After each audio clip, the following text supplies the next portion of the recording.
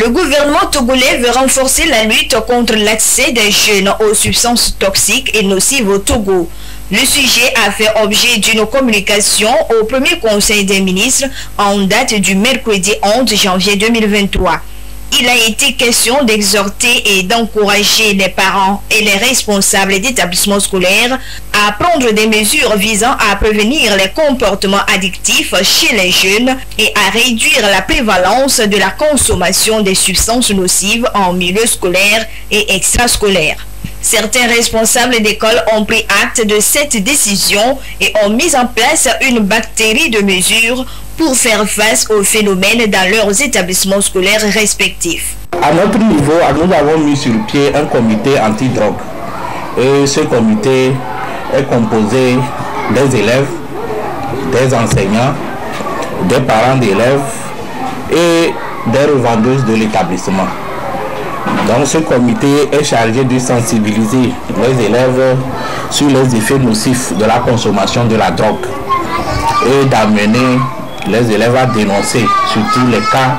Nous avons mis à contribution les majors de classe, les titulaires de classe, le corps professoral, le comité des élèves, les surveillants, pour nous aider dans ce sens. Donc, chaque fois qu'il y a des élèves qui se comportent mal, qui tendent vers la violence, on nous rapporte les cas. Nous invitons les parents, nous exposons le problème. La mauvaise compagnie est la principale cause de la consommation de la drogue et des substances par les jeunes.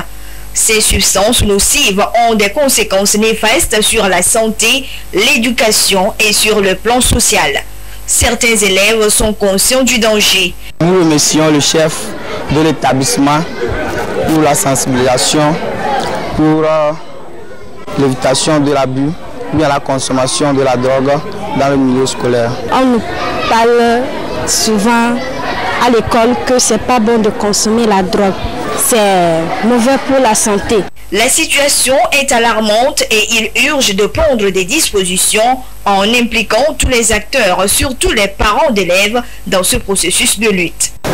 Ils doivent prendre des dispositions depuis la maison, contrôler leurs enfants, chercher à voir comment ils vivent en dehors de la maison et en dehors des cours qu'ils visitent. Nous prions vraiment les parents d'avoir un œil sur les enfants, et du moins à la maison et les week-ends.